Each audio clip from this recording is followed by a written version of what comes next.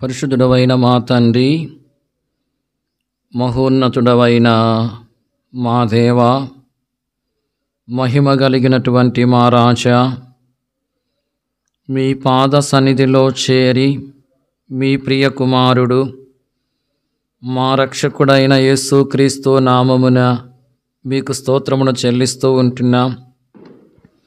ఇంతవరకు ఈ పరిచర్యలో మీరు మాకు సహాయపడుతూ వచ్చిన విధానం అంతటిని బట్టి మీకు స్తోత్రములు.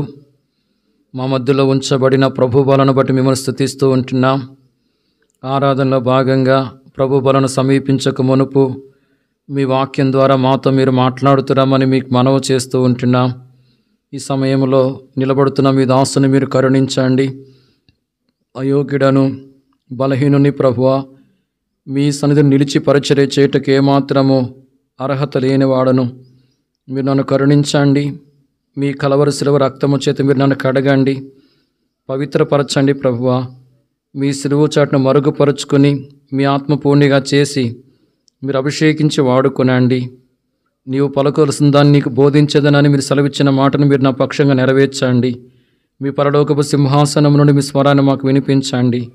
మేము కలిసి ఎంతో భారముతో పట్టుదలతో మీరు అంగీకరించే రీతిలో దయగల తండ్రి, ఓ ప్రభువా, మిమ్మును అయా తండ్రి ప్రార్థించుట కొరకై కృపనివ్వండి. మా జీవితంలో వాక్యం యొక్క వెలుగులో నాయన మాలోని లోపాలను మేము గ్రహించి అయా సరిచేసుకునే దాని కొరకు మీ సహాయమును మాకు దయచేయండి. ఓ ప్రభువా, మీ వాక్యం ద్వారా మేము దర్శించబడి నాయన మానవుల లోపాలన్నిటిని ఒప్పుకొని క్షమాపణ కోరుకుని సరిచేసుకున్నట్లుగా మీ సహాయం దయచేయండి. దేవా, మీ వాక్యం ద్వారా మేము ఆదరించబట్టకు, ధైర్యపరచబట్టకు, బలపరచబట్టకు, క్షేమాభివృద్ధి పొందుటకు సహాయం చేయండి. దయగల తండ్రి, ఓ ప్రభువా, మా జీవితంలో నాయన మీ వాక్యం ద్వారా ఆత్మీయంగా పురుకొల్పబడ్డానికి కావాల్సిన కృపనివ్వండి. ప్రతి విధమైన ఆటంకాన్ని దూరపరచండి, శత్రుకర లయపరచండి.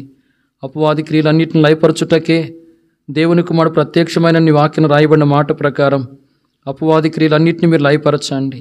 ఈ ఆవరణం అంతటిని పరిశుద్ధపరచండి. అందరినీ మీ స్వాధీనంలో ఉంచుకునండి. మీ ప్రజల వాక్యం మీద మనసుంచి శ్రద్ధతో వాక్యాన్ని విని మేలు పొందుటకు సహాయపడుతున్నామని మీ కృప కలిగిన హస్తములకు అప్పగించుకుంటూ మిమ్మల్ని స్తుతిస్తూ మీ కలవరి శిలువ రక్త ప్రోక్షణ కిందకి మనం తెచ్చుకుంటూ యేసుక్రీస్తు ప్రభు నామమున ప్రార్థించి స్తుతించి వేడుకొనుచున్నాం తండ్రి, ఆమేన్.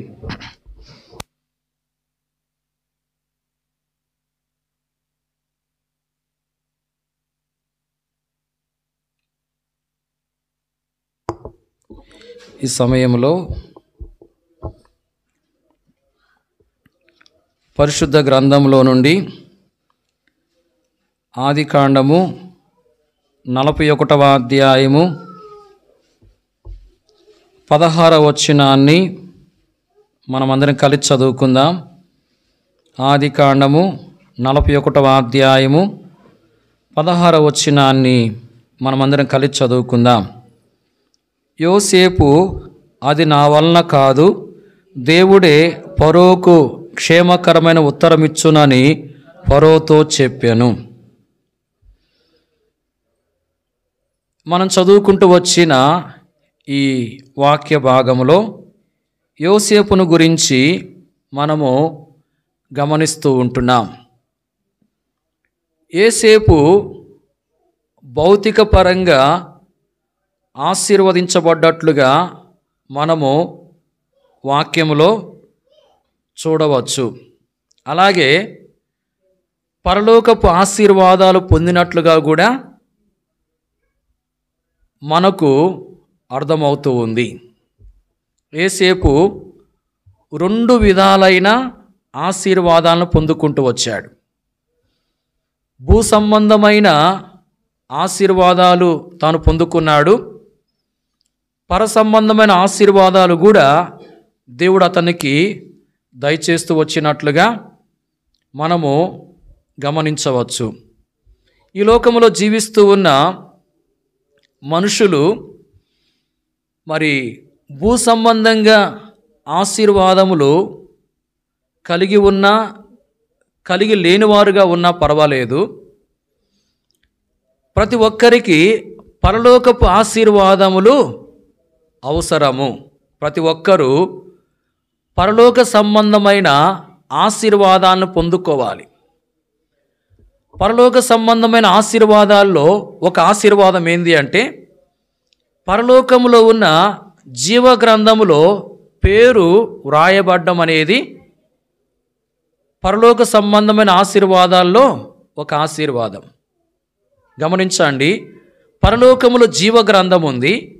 ఆ జీవ గ్రంథములో ఎవరి పేరైతే వ్రాయబడుతుందో వారు పరలోక సంబంధమైన ఆశీర్వాదాన్ని పొందినవారుగా ఎంచబడతారు. వారు పరలోకములో ప్రభువుతో ఉండే భాగ్యాన్ని పొందుకుంటారు.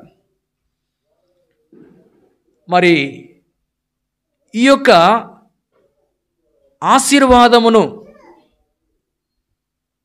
మనుషులందరూ పొందుకోవాలని ప్రభువైన యేసుక్రీస్తు వారు ఏం చేస్తూ వచ్చాడంటే, పరలోకాన్ని విడిచి లోకానికి వచ్చాడు. కల్వరి శిలువలో తన ప్రశస్తమైన రక్తమంతటిని చిందించాడు. తన ప్రాణం అర్పించి సమాధి చేయబడి తిరిగి లేచాడు. తిరిగి లేచి అనేకులు కనబడి అనేకులు చూస్తుండగా పరలోకానికి వెళ్ళాడు. పరలోకానికి వెళ్ళిన ప్రభు తిరిగి మరలా రాబోతూ ఉన్నాడు. యేసు ప్రభువారు పరలోకం నుండి లోకానికి వచ్చి సిలువలో ఇంత గొప్ప త్యాగము దేని కొరకు చేశాడు అంటే, పరలోకపు ఆశీర్వాదాన్ని మనుషులకు ఇవ్వడానికి. ఎవరైతే యేసు ప్రభునందు విశ్వాసం ఉంచి పశ్చాత్తాపంతో పాపాలు ఒప్పుకుని క్షమించమని ప్రభుని వేడుకుంటారో ఆ ప్రభు ఏం చేస్తాడు? వారి పాపాలన్నీ క్షమిస్తాడు. వారిని తన రక్తం ద్వారా కడిగి పరిశుద్ధపరుస్తాడు. ఇలాగున పరిశుద్ధపరచబడిన వారి యొక్క పేర్లు పరలోకములో జీవగ్రంథమందు రాయబడతాయి. మరి ఎవరైతే ఈ విధంగా ప్రభుని అంగీకరించకుండా పాపంలోను కొనసాగుతారో వారి పేర్లు పరలోకములో జీవగ్రంథములో వ్రాయబడవు. వాళ్ళు ఈ లోకాన్ని విడిచిపెట్టిన తర్వాత ఎక్కడికి వెళ్తారంటే పాతాళానికి వెళ్తారు. వాళ్ళు పాతాళంలో నిత్యము బాధించబడేవారుగా ఉంటారు. బహు భయంకరమైన స్థలం అది.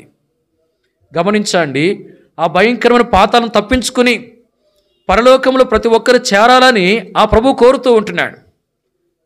కాబట్టి ఎవరైతే ఇంకా మరి పరలోకములో చేరడానికి అర్హతను పొందకుండా ఉన్నారో వారు ఇప్పుడైనా ప్రభుని అంగీకరించి ప్రభు కొరకు జీవించేదాని కొరకై తీర్మానం చేసుకోవాలని ప్రభు పేరట మనవి చేస్తూ ఉంటున్నాం. ఈ సమయంలో ప్రభు ప్రజలంగా మనం ఏ రీతిగా ప్రభు కొరకు జీవించాలో కొన్ని విషయాలను మనం చూద్దాం.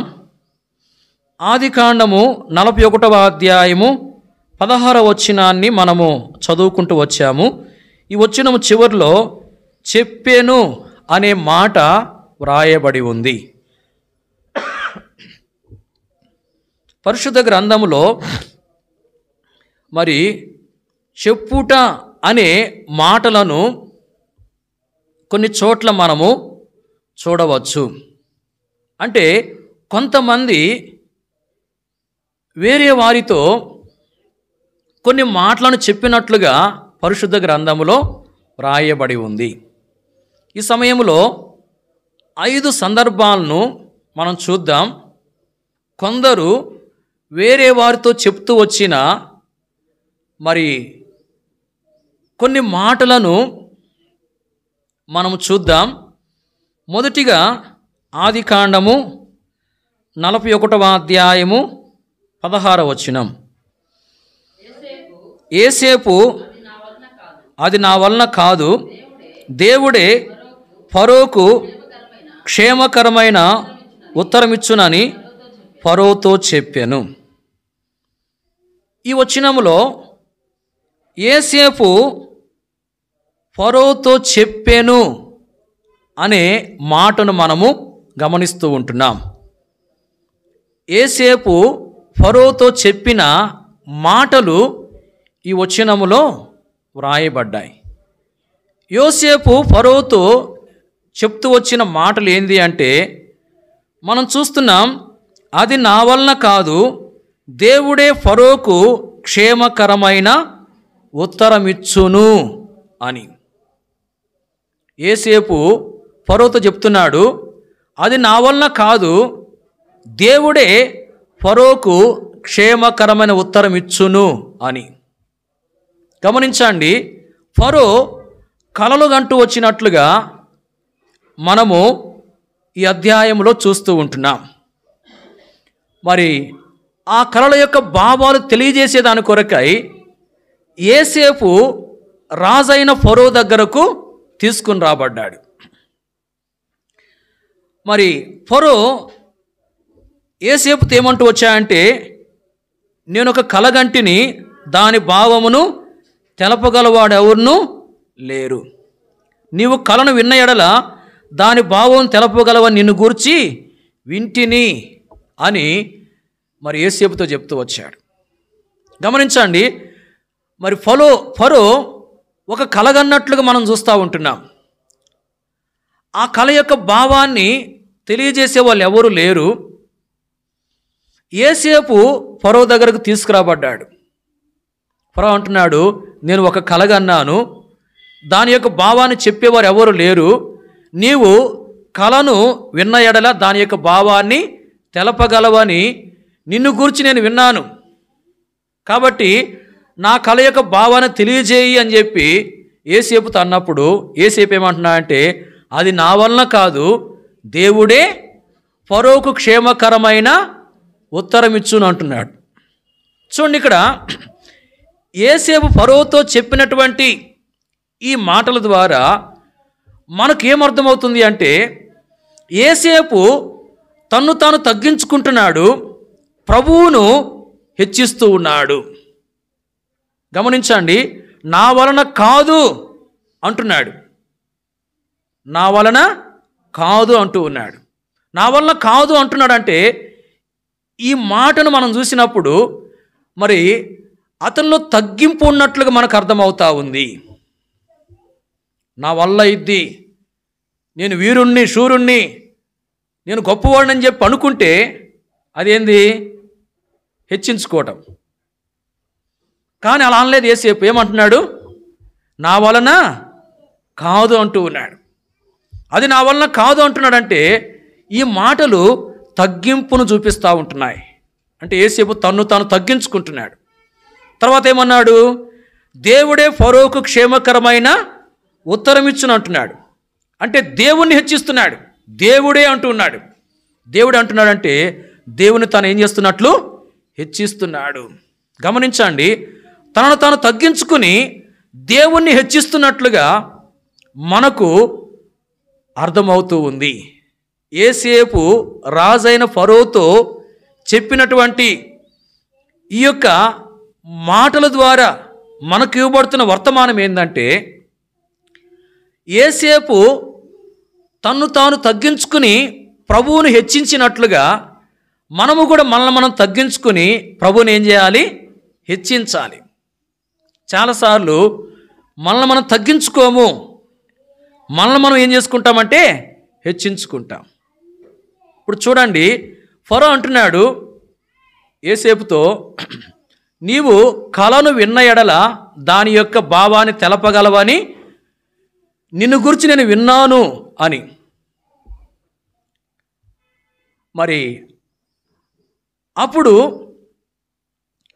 యోసేపు నన్ను గూర్చి నువ్వు వింది కొంచెమే, ఇంకా మరి నా గొప్పతనాన్ని గురించి, నా యొక్క సామర్థ్యాన్ని గురించి, నా యొక్క జ్ఞానాన్ని గురించి ఇంకా నీవు వినవలసిన సంగతులు చాలా ఉన్నాయి అని చెప్పి అనలేదు. కొన్నిసార్లు మరి మనమైతే ఏం చేస్తాము? నన్ను గురించి నీవు వింది కొంచెమే, ఇక నన్ను గురించి ఇంకా నీవు తెలుసుకోవాల్సిన సంగతులు చాలా ఉన్నాయి. నా గొప్పతనము, నా యొక్క శక్తి, నా యొక్క జ్ఞానము, నా యొక్క సామర్థ్యము ఇంకా మరి చాలా ఎక్కువగా ఉన్నాయి నువ్వు తెలుసుకోవాల్సినవి అని చెప్పి ఒకవేళ మనమైతే అలాగూ అనేవాళ్ళమేమో. చూడండి, ఇక్కడ యోసేపు ఎలాంటి వాడుగా ఉన్నా అంటే తనను తాను తగ్గించుకుంటున్నాడు, ప్రభువును హెచ్చిస్తూ ఉంటున్నాడు.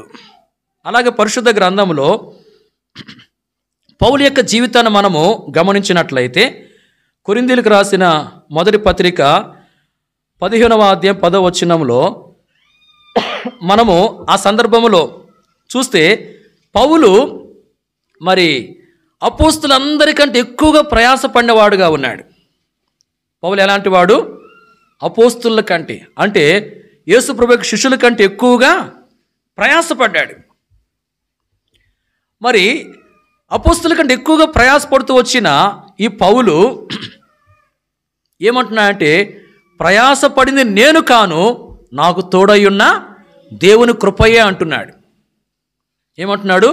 ప్రయాసపడింది నేను కాను, నాకు తోడయ్యున్న దేవుని కృపయే అని. ఈ మాటలు మనకేం తెలియజేస్తున్నాయంటే, పౌలు కూడా తన్ను తాను తగ్గించుకుంటున్నాడు, ప్రభువుని ఏం చేస్తూ ఉన్నాడు? హెచ్చిస్తూ ఉన్నాడనే సంగతిని జ్ఞాపకం చేస్తూ ఉంటున్నాయి. నేను కాను అని తను మాట్లాడుతున్నాడు. మనమైతే నేనే, నా వలనే, నేను లేకపోతే జరిగేది కాదు అన్నట్లుగా మనము మన గురించి చెప్పుకుంటాం. అయితే ఇక్కడ పౌలు అంటున్నాడు, నేను కాను, నాకు తోడై ఉన్న దేవుని కృపయే అంటూ ఉన్నాడు. అంటే తనను తాను తగ్గించుకుంటున్నాడు, దేవుణ్ణి హెచ్చిస్తూ ఉంటున్నాడు. అలాగే దినవృత్తాంతం మొదటి గ్రంథంలో 29:14 గమనించినట్లయితే అక్కడ దావీదుని గురించి మనం చూడవచ్చు.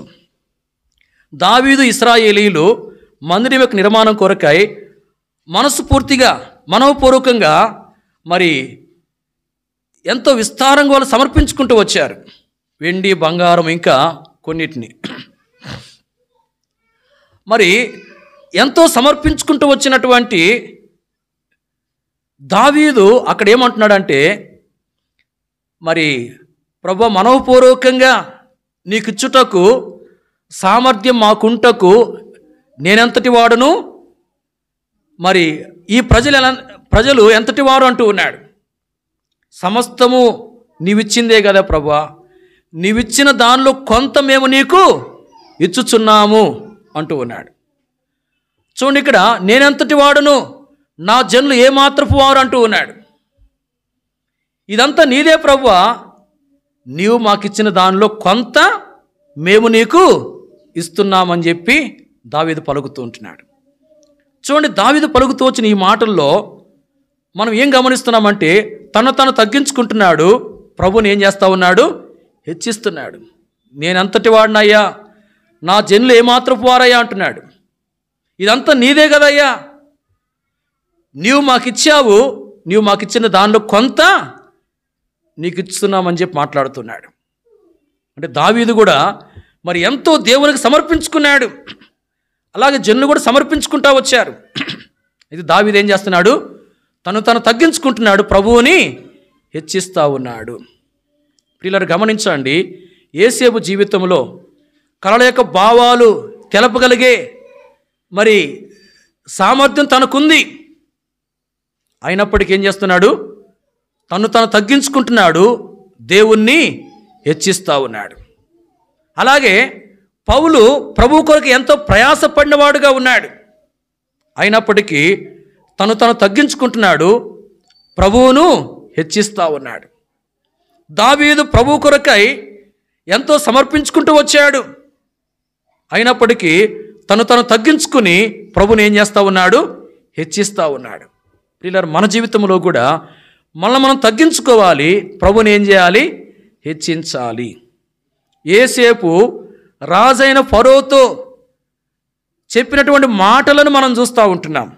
ఆ మాటల ద్వారా మనకు ఇవ్వబడుతున్న వర్తమానం ఏంటంటే, మనము ప్రభు ప్రజలంగా మనం తగ్గించుకోవాలి, ప్రభువుని మనము హెచ్చించే వారంగా ఉండాలి. గడిచిన కాలం అంతటిలో మన జీవితంలో ఈ విషయంలో ఎక్కడైతే మనం తప్పిపోయినామో గ్రహించి మరి ఆ తప్పైన ప్రతి సందర్భం విషయమై క్షమాపణ కోరుకుని ఇకనైనా మరి మనం తగ్గించుకుని ప్రభువుని హెచ్చించే అనుభవంలో కొనసాగుట కొరకై ప్రభు యొక్క సహాయాన్ని మనము కోరుకోవాలి. రెండో విషయాన్ని మనం చూద్దాం. చూడండి, ఆదికాండము 46వ అధ్యాయము 34వ వచనం. ఆదికాండం 46:34. మీరు గోషేను దేశమందు కాపురం ఉన్నట్లు మా చిన్నతనము నుండి ఇది వరకు నీ దాసులమైన మేమును మా పూర్వీకులను పశువులు గలవారమై ఉన్నామని ఉత్తరమీయుడని చెప్పాను. ఈ వచనములో మరి చెప్పాను అనే మాటను మనం చూస్తూ ఉంటున్నాం. ఇక్కడ కూడా ఏముంది? చెప్పాను అనే మాట ఉంది. ఇక్కడ యోసేపు తన సహోదరులతో చెప్పిన మాటలు మనం గమనిస్తూ ఉంటున్నాం. ఈ వచనంలో యోసేపు తన సహోదరులతో చెప్పిన మాటలు వ్రాయబడ్డాయి. ఏం చెప్తూ వచ్చాడు యోసేపు? మీరు మరి ఫరో దగ్గరికి వెళ్ళినప్పుడు మీ వృత్తి ఏమిటని ఫరో మిమ్మల్ని అడిగితే మేమును మా పూర్వీకులను పశువులు గలవారమై ఉన్నామని ఉత్తరం ఇయ్యండి అని చెప్పి యోసేపు చెప్తా ఉంటున్నాడు. గమనించండి, మరి ఇప్పుడు యోసేపు యొక్క సహోదరులు పశువుల కాపర్లుగా ఉన్నారు. అంటే మరి వారికి మందలు ఉన్నాయి, మందలను వారు కాసేవారుగా ఉంటున్నారు. ఇప్పుడు యోసేపు ఏం చెప్పమని చెప్తున్నాడు? మేము పశువులు గలవారము, మేము మరి కాపురులము, గొర్రెల కాపురులం అనే విషయం చెప్పమని చెప్తున్నాడు. అంటే నిజం చెప్పమని చెప్తున్నాడా, అబద్ధం చెప్పమని చెప్తున్నాడా?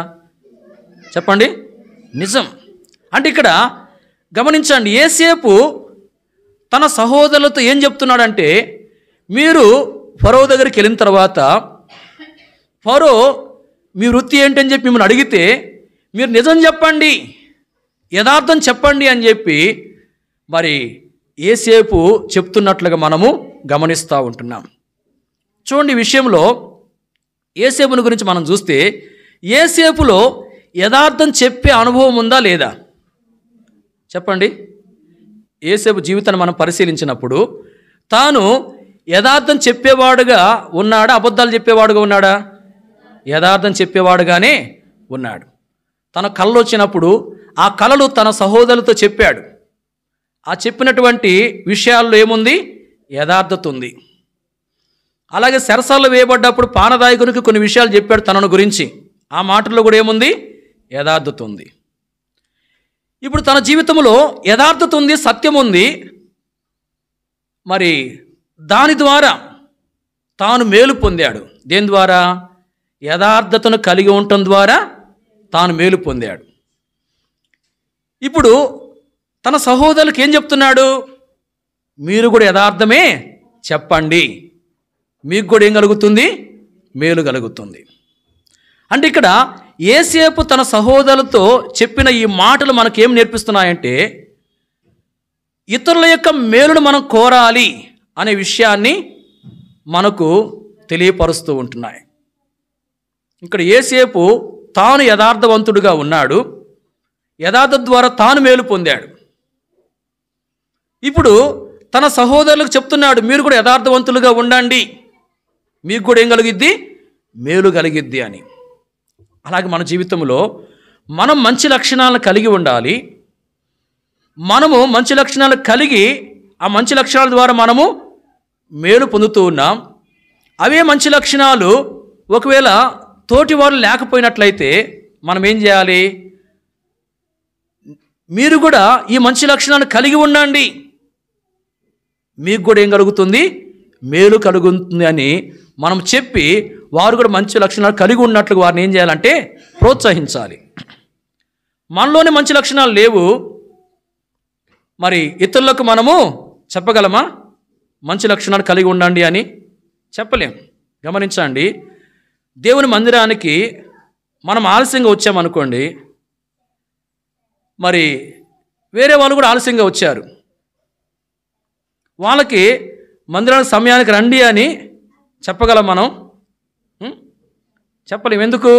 మనమే ఆలస్యంగా వచ్చాం కాబట్టి. కాబట్టి మొదట మనలో మంచి లక్షణాలు ఉండాలి, ఇతరులకి ఆ మంచి లక్షణాలు నేర్పించాలి మనం. గాంధీ గారిని గురించి ఒక ఆయన చెప్తూ వచ్చాడు. ఆయన దగ్గరకంట ఒక తల్లి చిన్న పిల్లవాడుగా ఉన్న తన కుమారుడిని తీసుకొచ్చి గాంధీ గారితో అందంట, ఈ పిల్లోడు పంచదార ఎక్కువ తింటున్నాడు, కొంచెం మీరు చెప్పండి, పంచదార తినొద్దని చెప్పి అని గాంధీ గారితో చెప్తే ఆయన అన్నాడు, వారం ఆగి రమ్మన్నాడంట. వారం ఆగి ఆ తల్లి పిల్లోని తీసుకుని మరలా గాంధీ తాత దగ్గరికి వచ్చింది.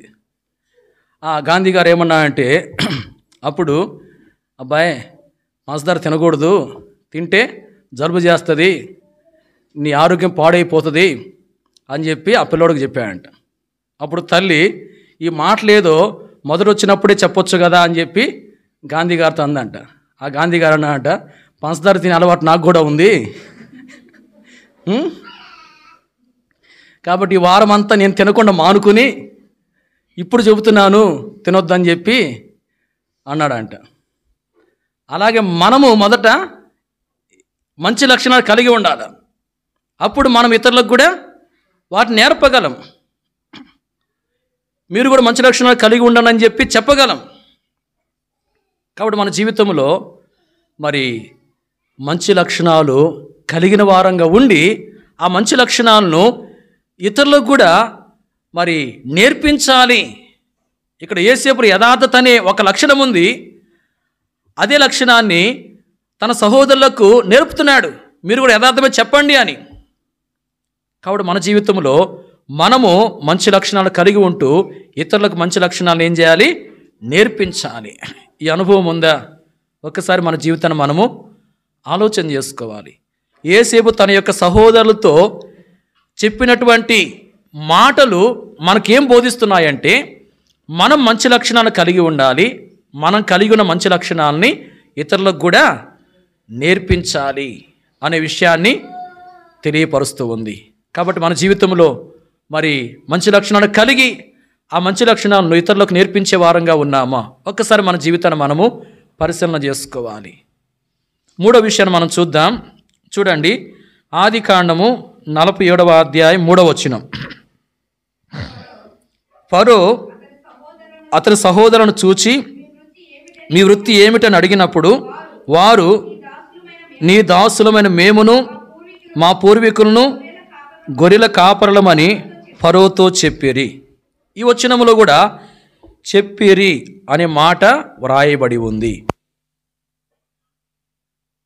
గమనించండి, ఇక్కడ యేసేపు యొక్క సహోదరుడు రాజైన ఫరోతో చెప్పిన మాటలను మనము గమనిస్తూ ఉంటున్నాం. యేసేపు యొక్క సహోదరుడు రాజైన ఫరోతో చెప్పిన మాటలు ఇక్కడ వ్రాయబడ్డాయి. యేసేపు యొక్క సహోదరులు రాజైన ఫరోతో ఏం చెప్తూ వచ్చారు మనం చూస్తున్నాం. ఫరో మీ వృత్తి ఏమిటని అడిగినప్పుడు వారు అంటున్నారు, నీ దాసులమైన మేమును మా పూర్వీకులను గొర్రెల కాపర్లమని ఫరోతో చెప్పారు. చూడండి, మరి నీ దాసులమైన మేమును మా పూర్వీకులను గొర్రెల కాపరులము. ఇక్కడ మేము గొర్రెల కాపరులము అని చెప్పి వారు చెప్తూ ఉంటున్నారు. మరి వారు చెప్తూ వచ్చినటువంటి యొక్క మాటలు నిజమా అబద్ధమా? నిజమే. గమనించండి, యేసేపు యొక్క సహోదరులు ఫరోతో కొన్ని మాటలు చెప్తూ వచ్చారు. మరి వారు చెప్పినటువంటి మాటలు వాస్తవమైన మాటలు, అబద్ధాలు కావు. వారు వాస్తవం చెప్తున్నారు, నిజం చెప్తా ఉంటున్నారు. చూడండి, ఇక్కడ మరి యేసేపు యొక్క సహోదరులు అంటే వీళ్ళు విశ్వాసులకు గుర్తుగా ఉన్నట్టు మనం చెప్పొచ్చు. ఎందుకంటే అబ్రహాము యొక్క సంతతిని దేవుడు ఎన్నుకున్నాడు. అంటే వాళ్ళు దేవుని ప్రజలు, అంటే విశ్వాసులకు గుర్తు. ఫరో ఏమో అన్యుడు, నిజమైన దేవుణ్ణి ఎరగని వ్యక్తి. ఇప్పుడు దేవుని ప్రజలు దేవుణ్ణి ఎరగని వ్యక్తికి ఏం చెప్తున్నారు? నిజం చెప్తున్నారు, యథార్థం చెప్తూ ఉంటున్నారు, అబద్ధాలు చెప్పడం లేదు. ఇక్కడ దేవుని ప్రజలు దేవుని ఎరగని ఒక వ్యక్తితో నిజం మాట్లాడుతున్నట్లుగా మనము గమనిస్తూ ఉంటున్నాం. ఆ విధంగా వారు నిజం మాట్లాడుతూ వచ్చిన దాన్ని బట్టి, యథార్థం చెప్పిన దాన్ని బట్టి ఏం జరిగింది అంటే వారికి మంచి ప్రదేశము స్వాస్థ్యంగా ఇవ్వబడింది. ఆ ప్రదేశంలో వాళ్ళు నివసిస్తూ వచ్చారు యేసేపు యొక్క సహోదరులు. 11వ వచనములో ఆ సంగతులను మనము గమనించవచ్చు. చూడండి, వీరు యథార్థం చెప్పడం ద్వారా వారికి ఏం కలిగింది? మేలు కలిగింది. మంచి ప్రదేశం వారికి స్వాస్థ్యంగా ఇవ్వబడింది. వాక్యంలో రాజులు 2వ గ్రంథం 5వ అధ్యాయం చూసినట్లయితే మరి అక్కడ గెహాజీని గురించి రాయబడి ఉంది. గెహాజీ ఒక విశ్వాసి గుర్తుగా ఉన్నాడు, లేక ఒక దేవుని బిడ్డకు గుర్తుగా ఉన్నాడు. ఈ వ్యక్తి మరి నయమానుతో అబద్ధం చెప్తూ వచ్చాడు. నయమాన్ ఎవరంటే సిరియా దేశస్థుడు. మరో వ్యక్తి అన్యుడిగా ఉన్నాడు. అయితే ఆ అధ్యాయంలో తనకు స్వస్థ కలిగినప్పుడు మరి యెహోవా తప్ప మరి యొక్క దేవుడు లేడనే సంగతిని తాను తెలుసుకున్నాడు. మరి ఈ యొక్క నయమానుతో దేవుని బిడ్డగా ఉన్నటువంటి ఈ యొక్క గెహాజీ ఏం చెప్పాడు? అబద్ధాలు చెప్పాడు. మనం చూడవచ్చు, మరి ఎలీషా పంపించాడు నన్ను అని చెప్తా ఉన్నాడు. వేరే వాళ్ళు ఇప్పుడే వచ్చారు, వారి కొరకై దుస్తులు వెండి తీసుకుని రమ్మని దైవజనుడు నన్ను పంపాడని చెప్పి అబద్ధాలు చెప్తా వచ్చాడు. దాని ద్వారా ఏం జరిగింది? తనకు కుష్ఠరోగం కలుగుతూ వచ్చినట్లుగా వాక్యంలో వ్రాయబడింది. చూడండి, ఇక్కడ ఈ గెహాజీ దేవుని బిడ్డగా ఉండి నయమానుతో అబద్ధాలు చెప్పిన దాన్ని బట్టి తాను రోగి అయిపోయాడు, నష్టపోతా వచ్చాడు. యేసేపు యొక్క సహోదరులు నిజం చెప్పి మేలు పొందారు, గెహాజీ అబద్ధం చెప్పి నష్టపోతా వచ్చాడు. ప్రియులారా, మన జీవితంలో ప్రభు ప్రజలంగా మనము నిజం చెప్పేవారంగా, యథార్థం మాట్లాడేవారంగా ఉంటే మేలు పొందుతాము, అబద్ధాలు ఆడేవారంగా ఉంటే నష్టపోయేవారంగా ఉంటాం. కాబట్టి మన జీవితంలో మరి యథార్థమే చెప్పి లేక యథార్థం మాట్లాడే వారంగా మనం ఉండి మేలు పొందే అనుభవంలోకి రావాలని ఆ ప్రభు కోరుతూ ఉంటున్నాడు. యేసేపు యొక్క సహోదరులు ఫరోతో కొన్ని మాటలు చెప్పారు. వారు చెప్పిన ఈ మాటలు మనకు ఏం బోధిస్తున్నాయంటే, యేసేపు సహోదరులు ఎలాగైతే యథార్థం చెప్పిన వారుగా ఉన్నారో మనము కూడా యథార్థం చెప్పేవారంగా ఉండాలి. ప్రియులారా, యథార్థత ఉందా? ఎక్కడైనా యథార్థతను కోల్పోతుంటున్నామా?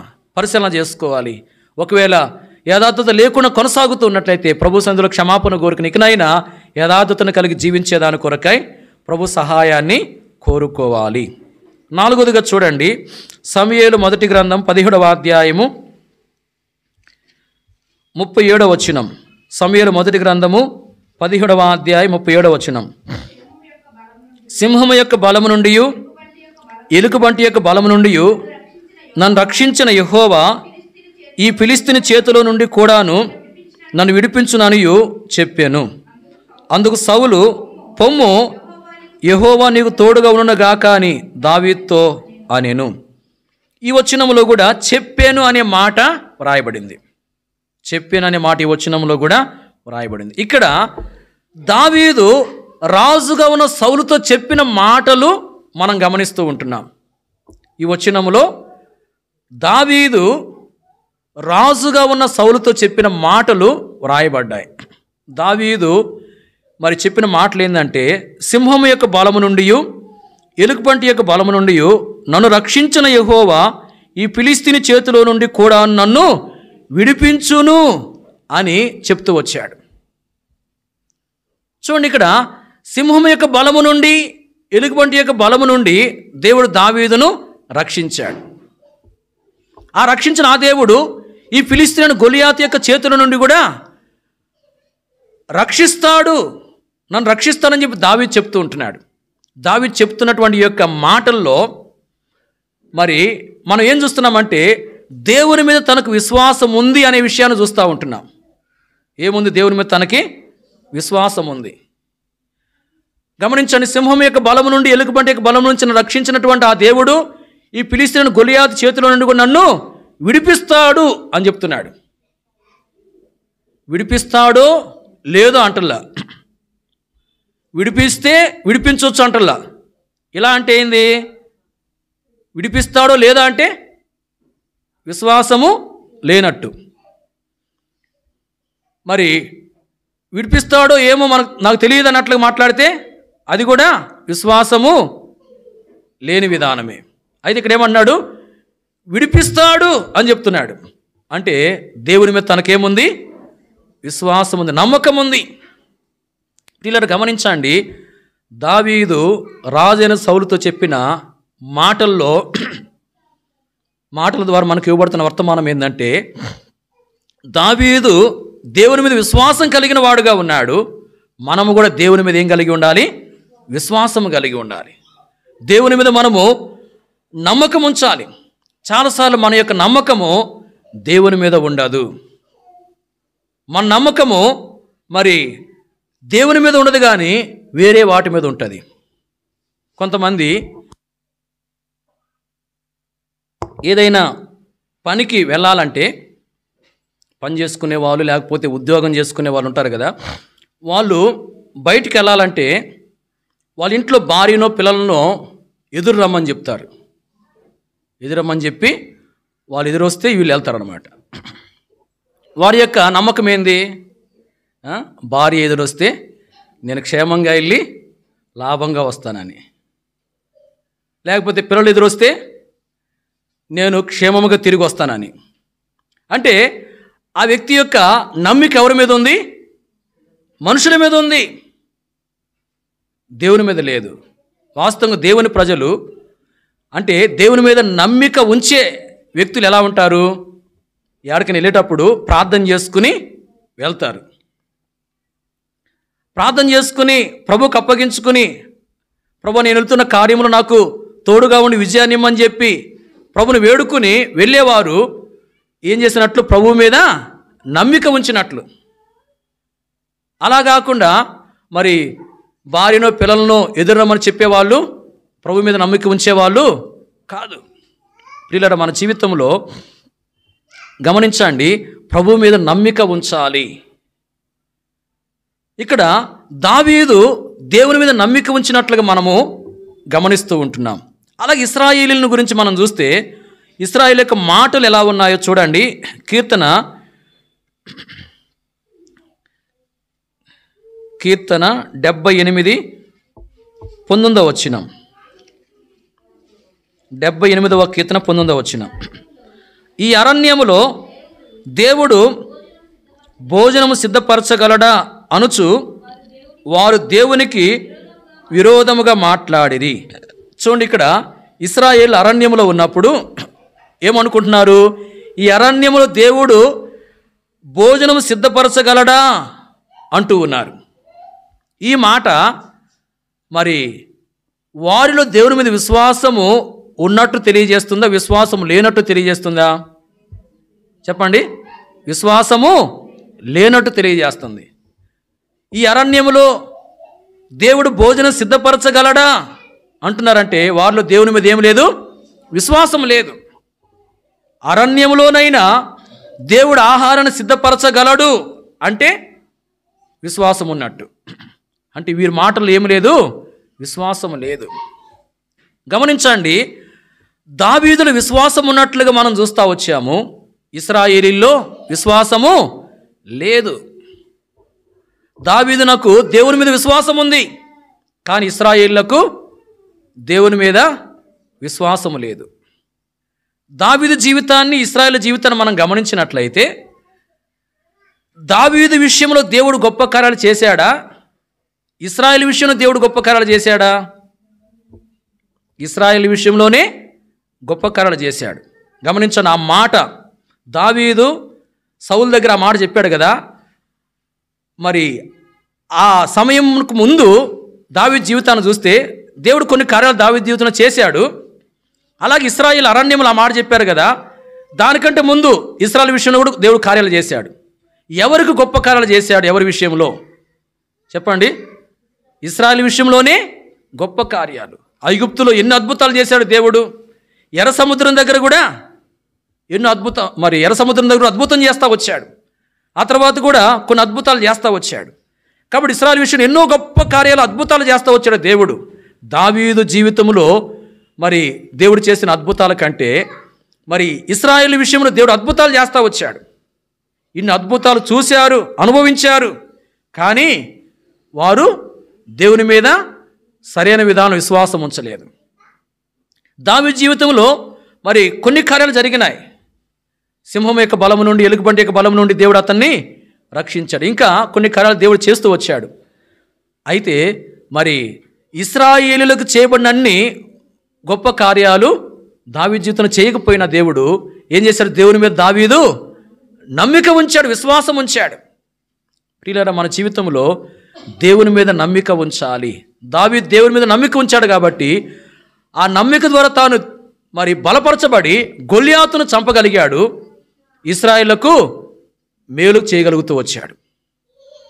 అంటే తన జీవితంలో దేవుడు అతని ద్వారా గొప్ప కార్యం జరిగిస్తూ వచ్చాడు.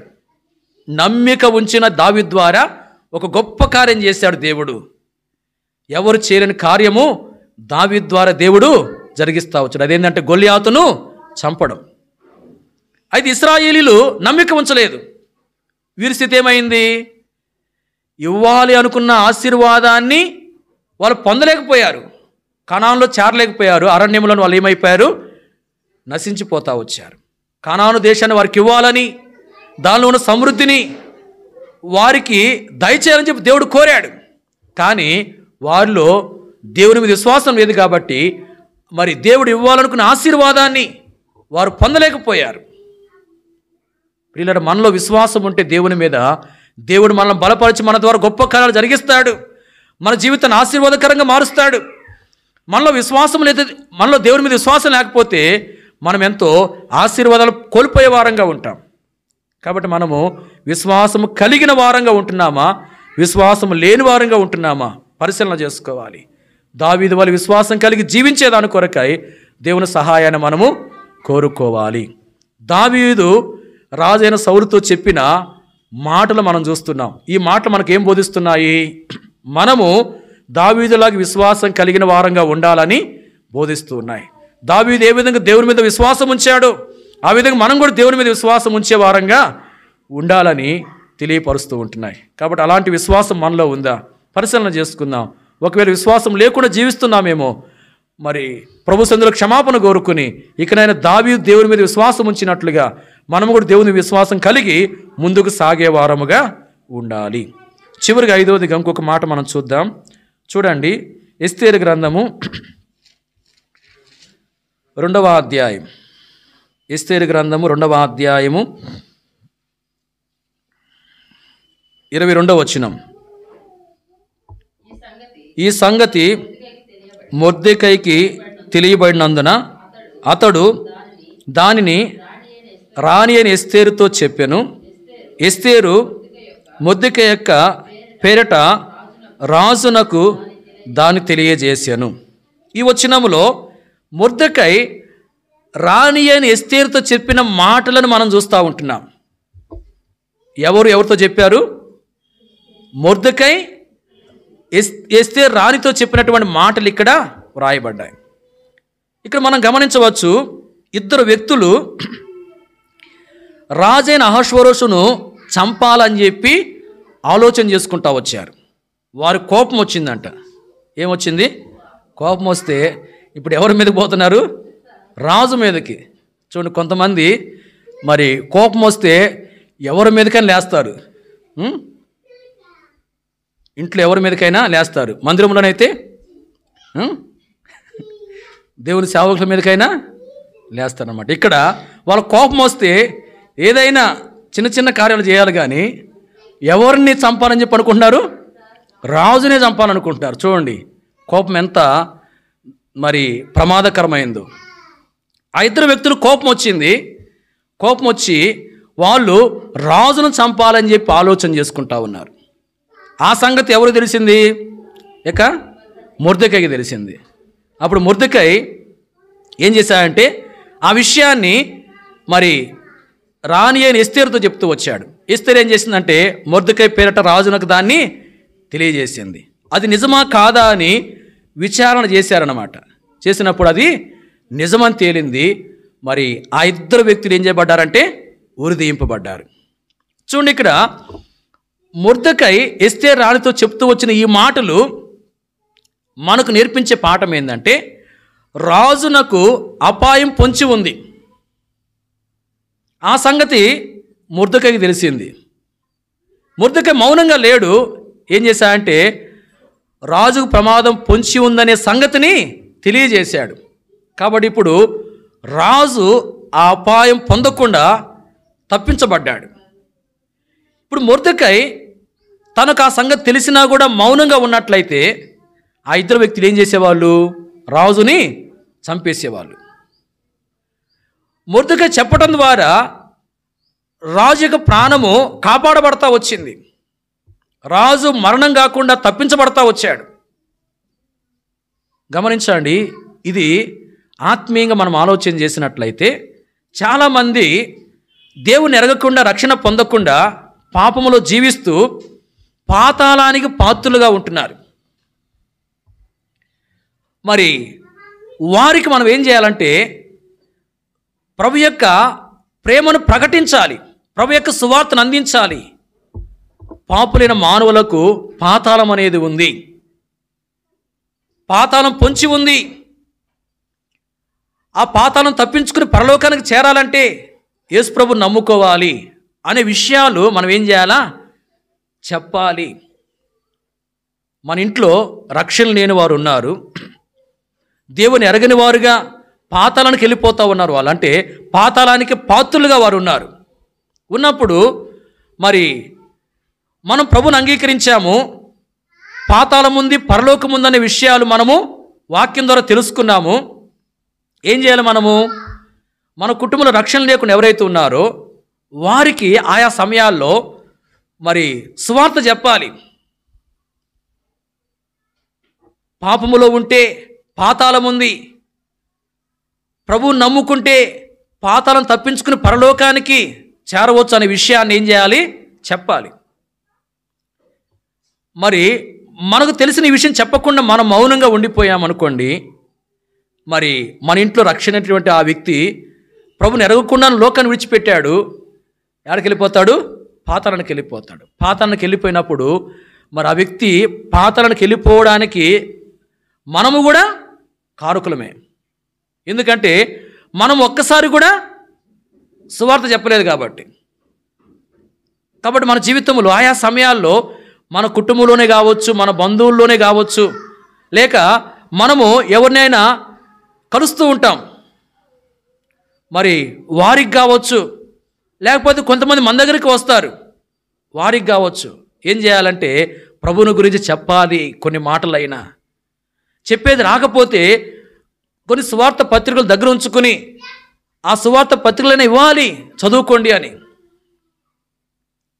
అప్పుడు మరి వారు ఒకవేళ దేవుని ఎరగకుండా లోకాన్ని విడిచిపెడితే వారి యొక్క మరి వారు పాతాళానికి వెళ్ళిపోవడానికి మనము బాధ్యులము కాము.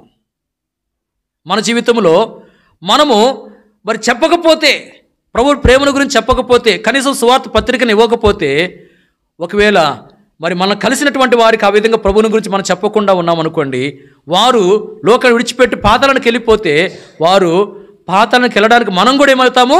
కారకులంగా ఎంచబడతాం. కాబట్టి ప్రభు ప్రజలంగా రక్షణ లేకుండా ఉన్న వారి యొక్క రక్షణ కొరకే భారము కలిగి ఉండాలి. వారికి సువార్తను అందించాలనే ఆశ, ఆలోచన కలిగినటువంటి వారముగా ఉండాలి. ప్రియులారా, మనలో ఆ భారం ఉందా? మొర్దెకై మరి ఎస్తేరు రాణితో కొన్ని మాటలు చెప్పాడు. తాను ఆ మాట చెప్పడం ద్వారానే రాజు మరణము కాకుండా తప్పించబడ్డాడు. ప్రియులారా, మనం కూడా రక్షణ లేని వారికి సువార్తను అందిస్తేనే వారు దేవుని ఎరగలుగుతారు, దేవుని దగ్గరికి రాగలుగుతారు. కాబట్టి ఆ విధంగా మన జీవితంలో రక్షణ లేని వారికి రక్షణ సువార్తను అందించే విషయాల్లో భారము కలిగి ఉండాలని వాక్యం హెచ్చరిక చేస్తూ ఉంది. కాబట్టి ఇక్కడ మరి మొర్దెకై ఎస్తేరు రాణితో చెప్పినటువంటి ఈ మాటలు మనకేం బోధిస్తున్నాయంటే రక్షణ లేని వారికి మనం సువార్తను అందించే వారంగా ఉండాలి అనే విషయాన్ని బోధిస్తూ ఉన్నాయి. కాబట్టి ఆ విధంగా మనం ఉంటున్నాము. ఒక్కసారి మన జీవితాన్ని మనము పరిశీలన చేసుకోవాలి. ఈ సమయంలో 5 విషయాలు మనం చూస్తూ వచ్చాం. మరి కొందరు వేరే వారితో చెప్పినటువంటి మాటలను మనం చూస్తూ వచ్చాం. 5 సందర్భాలు. మొదటిది, యోసేపు రాజైన ఫరోతో చెప్పిన మాటలను మనం చూస్తూ వచ్చాం. ఆ మాటలు ఏం చూపిస్తూ ఉన్నాయి?